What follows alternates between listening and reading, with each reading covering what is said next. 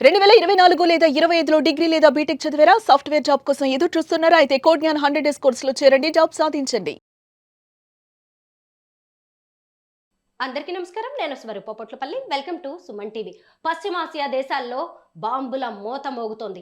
అటు ఇజ్రాయెల్‌లో, ఇటు ఇరాన్‌లో వేలాది మంది విద్యార్థులు చదువుకుంటున్నారు. ఒకప్పుడు యుక్రెయిన్‌లో కూడా యుద్ధం జరుగుతున్నప్పుడు ఎంతో మంది విద్యార్థులు ఇబ్బందులు పడ్డారు. ఇప్పుడు కూడా ఈ యుద్ధం వల్ల వేలాది మంది విద్యార్థుల భవిష్యత్తు అంధకారం కాబోతోంది. వారి భవిష్యత్ ఎలా ఉంటుందో అనే భయాలు కూడా వెంటాడుతూ ఉన్నాయి.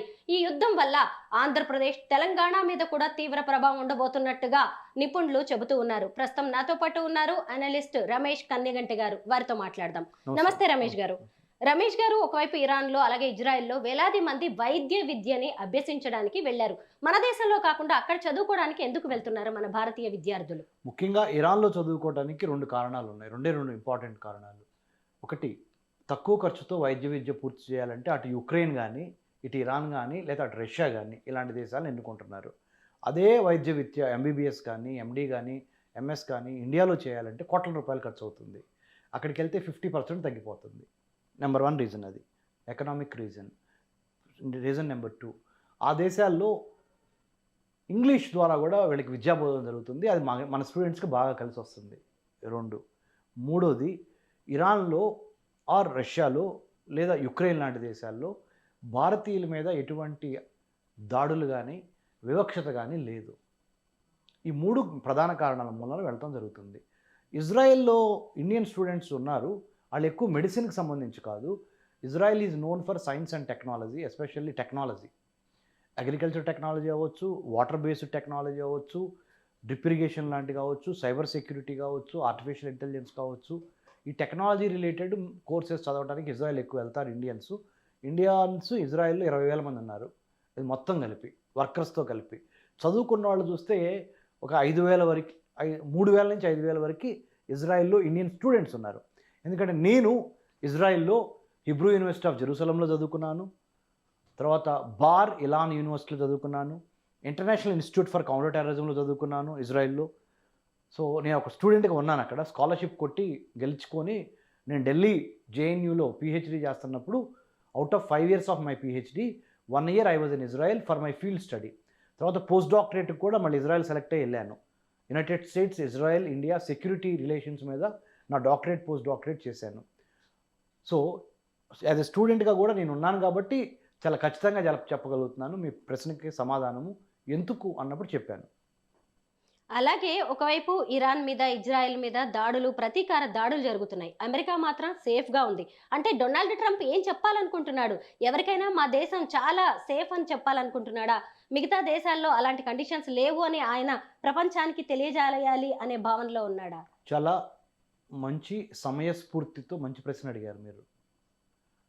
తన దేశము, తన ఇల్లు మాత్రము రక్తం ఏర్లే పారకుండా కాపాడుకుంటా చేసే యుద్ధాలన్నీ వేరే వాళ్ళ ఇంట్లో, వేరే దేశాల్లో చేస్తున్నారు అమెరికన్స్, అంతముందల బ్రిటిష్ కూడా.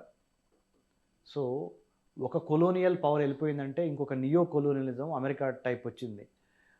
మీరు చెప్పండి, అమెరికన్ సాయిల్ మీద ఏదైనా ఒక యుద్ధం జరిగింది ఇంతవరకు? అమెరికా ఎప్పుడు పుట్టింది స్వరూప గారు? 1776లో అమెరికన్ వార్ ఆఫ్ ఇండిపెండెన్స్లో అమెరికాలో బ్రిటిష్ వాళ్ళకు వ్యతిరేకంగా విప్లవం వచ్చి 13 కాలనీస్తో అమెరికా పుట్టింది 1776. 1789లో అమెరికా మొదటి ప్రెసిడెంట్ జార్జ్ వాషింగ్టన్. అప్పటి నుంచి ఇప్పుడు వరకు 46 అమెరికన్ ప్రెసిడెంట్, 45 ఈ డొనాల్డ్ ట్రంప్. 250 సంవత్సరాల పై చరిత్ర ఉన్న అమెరికా దేశములో ఇంతవరకు ఆ దేశంలో వేరే దేశం వచ్చి యుద్ధం చేయాల, ఎక్సెప్ట్ జపాన్. ఒక్కసారి రెండో ప్రపంచ యుద్ధంలో పెరల్ హార్బర్ మీద బాంబులేసింది తప్పితే అమెరికా వెళ్ళి ఇరాక్లో యుద్ధం చేసింది, అమెరికా వెళ్ళి ఆఫ్ఘనిస్తాన్లో, అమెరికా వెళ్ళి ఇరాన్లో, అమెరికా వెళ్ళి లాటిన్ అమెరికన్ కంట్రీస్లో, మొన్న వెనిజులాలో, అంతమందుల క్యూబాలో, ఇంకో చోట కొలంబియాలో, అమెరికా వెళ్ళి వియత్నాంలో, అమెరికా వెళ్ళి మధ్యప్రాచ్యం. అంటే అమెరికా వేరే వేరే దేశాలకు వెళ్ళి యుద్ధాలు చేస్తుంది, వేరే ఖండాలలో యుద్ధాలు చేస్తుంది. తన సొంత అమెరికన్ గడ్డ మీద మట్టికి ఒక్కసారి కూడా యుద్ధం తాలూకా మచ్చ లేకుండా తెలివిగా, ఈ అతి తెలివి ఎన్నాళ్ళు ఉంటుందో చూడాలి. కరెక్టే. ఇంకొక విషయం ఏంటి అంటే ఎక్కడో యుద్ధం జరుగుతుంటే మన ఆంధ్రప్రదేశ్ అలాగే తెలంగాణ మీద ప్రభావం ఉంటుంది అంటున్నారు. అదెలా? ఎందుకు? ఏం జరగబోతోంది? 100% భారతదేశంలో ఉన్న 28 రాష్ట్రాల్లో ఒక రాష్ట్రం ఆంధ్రప్రదేశ్ రాష్ట్రం. ఆంధ్రప్రదేశ్లో మరి ముఖ్యంగా సుమన్ టీవీ ద్వారా నేను మీ సమక్షంలో తెలియజేస్తుంది ఏంటంటే శ్రీకాకుళం, విజయనగరం, విశాఖపట్నం, తూర్పుగోదావరి, పశ్చిమ గోదావరి, కృష్ణా, గుంటూరు, ప్రకాశం, నెల్లూరు 9 జిల్లాల పేర్లు చెప్పాను మీకు. అలానే తెలంగాణ రాష్ట్రం ఎప్పుడు పుట్టింది? జూన్ 2, 2014 తెలంగాణ రాష్ట్రం ఆవిర్భవించింది. ఇవాళకి తెలంగాణ రాష్ట్రం వయసు 12 ఏళ్ళు. ఈ 12 ఏళ్లలో కూడా వలస కార్మికుల కష్టాలు అంతగా తీరినట్టు, వాళ్ళ వ్యధ అంతగా చల్లారినట్టు నాకేం అనిపించట్లా. నిజామాబాదు, కరీంనగరు, మహబూబ్ నగరు, వలసల జిల్లా అంటే మహబూబ్ నగర్ అనేవాళ్ళు ఒకప్పుడు. కరీంనగరు, అంతకుముందు ఆదిలాబాద్, నిజామాబాద్, ఇక్కడి నుంచి తర్వాత ఖమ్మం, ఇంకా ఇటు లోపలికి వచ్చి ఇటు రంగారెడ్డి బాగానే ఉంది, ఆర్థికంగా హైదరాబాద్ ఉంది కాబట్టి రంగారెడ్డి కూడా ఈ టౌన్ ప్రాంతంగా ఉంది. ఇలా చాలా జయశంకర్ భూపాలపల్లి, లేదా యాదాద్రి భువనగిరి, మీరు ఈ పేర్లు ఎన్ని తీసుకోండి. ఇక్కడి నుంచి చాలామంది ఇప్పటికీ గల్ఫ్ వెళ్తాం అనేది ఒక అలవాటు పొట్టకూటి కోసం. మరి వాళ్ళని కాపాడాల్సిన బాధ్యత తెలంగాణ రాష్ట్ర ప్రభుత్వం మీద, ఆంధ్రప్రదేశ్ రాష్ట్ర ప్రభుత్వం మీద ఉన్నది. మరి ముఖ్యంగా చెప్పాలంటే యువ నాయకుడు లోకేష్ మీద, డిప్యూటీ సీఎం అక్కడ పవన్ కళ్యాణ్ గారి మీద వాళ్ళు ఇంకెక్కువ బాధ్యత తీసుకొని ఆంధ్రాలో ఉన్న ఆ 9 జిల్లాల ప్రజలు, మరి ముఖ్యంగా రాయలసీమ నుంచి, అనంతపూర్ నుంచి, అటు చిత్తూరు నుంచి, కడప నుంచి, కర్నూలు నుంచి కూడా చాలామంది విదేశాల్లో పొట్టకూటి కోసం వెళ్ళారు. ఈ యుద్ధ సమయంలో వాళ్ళు ఫ్లైట్ టికెట్లు అమాంతం పెరిగిపోతాయి. మరి ఎవరు తీసుకొస్తారు వాళ్ళని? స్పెషల్ ఫ్లైట్స్ ఏర్పాటు చేసి చంద్రబాబు నాయుడు గారు ప్రధానమంత్రి మోడీ గారితో మాట్లాడి, ఎందుకంటే వాళ్ళు ఇప్పుడు ఒక రాజకీయంగా కూడా నేషనల్ డెమోక్రటిక్ అలయన్స్ ఇద్దరు ఫ్రెండ్స్ కదా, బీజేపీ, టీడీపీ, పవన్ కళ్యాణ్ గారు జేఎస్పీ, జనసేన పార్టీ, ముగ్గురు కలిసి ఒక కూటమిలో ఉన్నారు కదా. సో ఆంధ్రప్రదేశ్లో ఉన్న వలస కార్మికుల్ని క్షేమంగా, ఆంధ్రప్రదేశ్ నుంచి వెళ్ళిన వలస కార్మికుల్ని, విదేశాలు వెళ్ళిన వలస కార్మికుల్ని క్షేమంగా తీసుకొచ్చే బాధ్యత వీళ్ళ మీద చాలా ఎక్కువగా ఉంది. ఎందుకు ఎక్కువగా ఉంది అంటున్నానంటే, వాళ్ళు ఒక మిత్ర పార్టీలన్నీ కలిసి ఒక కూటమిగా ఏర్పడినాయి, ఎన్డీఏ. సో ప్రధానమంత్రి మోడీ గారు దీని మీద స్పెషల్ దృష్టి పెడతానికి చంద్రబాబు నాయుడు గారు, పవన్ కళ్యాణ్ గారు, డిప్యూటీ సీఎం పవన్ కళ్యాణ్ గారు, నారా లోకేష్ గారు ఎట్టి పరిస్థితుల్లో ఎక్కువ వాళ్ళ చొరవను ఉపయోగించాలి ఇప్పుడు. అలానే తెలంగాణ రాష్ట్రంలో ఐటీ మినిస్టర్ శ్రీధర్ బాబు గారు మన రేవంత్ రెడ్డి గారితో కలిసి ఎక్కువ దీని మీద దృష్టి పెట్టి ఈ వలస కార్మికుల్ని సేఫ్ అండ్ సెక్యూర్గా, యుద్ధం పెరుగుతున్న నేపథ్యంలో లేదా అక్కడే ఉంటే సేఫ్ షెల్టర్ ఇచ్చి వాళ్ళకి భోజనం లాంటి మినిమం వస్తువులు ఇచ్చి జాగ్రత్తగా చూసుకునే బాధ్యత ఇక్కడ తెలంగాణ రాష్ట్ర ప్రభుత్వానికి ఉన్నది. ముఖ్యంగా రష్యా ఉక్రెయిన్ యుద్ధం వల్ల వేలాది మంది విద్యార్థులు ఎంతో ఇబ్బందులు పడ్డారు. వాళ్ళ చదువుని సగంలో ఆపేసి వేరువేరు దేశాలకు వెళ్ళి మళ్ళీ స్టార్టింగ్ నుంచి చదవాల్సి వచ్చింది.